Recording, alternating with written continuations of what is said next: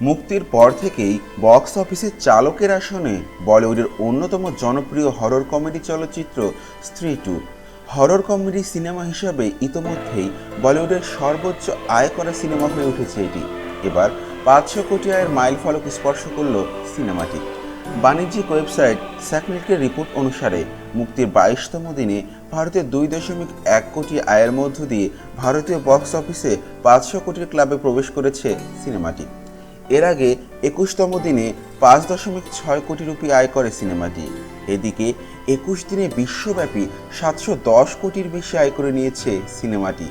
বিশ্বব্যাপী আয়ে সানি দেওলের গত বছরের ব্লকবাস্টার গাদার 2 এর রেকর্ড ভেঙে দিয়েছে এটি।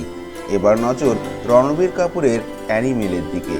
অ্যানিমেল বিশ্বব্যাপী আয় করেছিল 917 কোটি রুপি। বাণিজ্য বিশ্লেষকদের মতে রণবীর কাপুরের অ্যানিমেলের রেকর্ড ভেঙে ফেলতে পারে রাজকুমার শ্রদ্ধার স্ত্রী টু।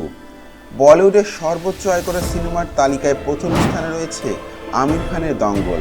সিনেমাটি 1900 কোটির বেশি আয় করেছিল বিশ্বব্যাপী। এরপর দুটি সিনেমায় শাহরুখ খানের। জওয়ান বিশ্বব্যাপী আয় করেছে 1148 কোটি এবং পাঠান আয় করেছে 1050 কোটি। চতুর্থ স্থানে রণবীরের অ্যানিমেল। পঞ্চম স্থানে ইতিমধ্যে জায়গা করে নিয়েছে রাজকুমার শ্রদ্ধার স্ত্রী টু। এদিকে দর্শক ও সমালোচকদের কাছ থেকেও ভূয়সী প্রশংসা পাচ্ছে স্ত্রী টু। প্রথম কিস্তির পর দ্বিতীয় কিস্তিতেও গল্পে হরর ও কমেডি উপাদান ভরপুর দেখা গেছে। সেই সঙ্গে এর ভিএফএক্স এর প্রশংসা করছেন দর্শকরা। এই মুহূর্তে সমাজ মাধ্যমে রাজত্ব করছে যে গানটি, সেটি হচ্ছে আজ কি রাত। বলিউডের হিন্দি ভাষায় গানটি কিন্তু আসলে বাঙালির। সবুজ পোশাকে ঈষৎ পৃথুল শরীরে হিল্লোল তুলে নাচছেন তামান্না ভাটিয়া। গত 2 বছর ধরেই তামান্নার নাচে মচে রয়েছে পুরো নেট দুনিয়া। নতুন নাচেরও প্রশংসা করছেন নেটাগরিক। এই মুহূর্তে ভারতের ইউটিউবে প্রথম স্থানে রয়েছে স্ত্রী টু ছবির এই গান। দর্শক শ্রোতা সবচেয়ে বেশি বাজাচ্ছেন এই গান।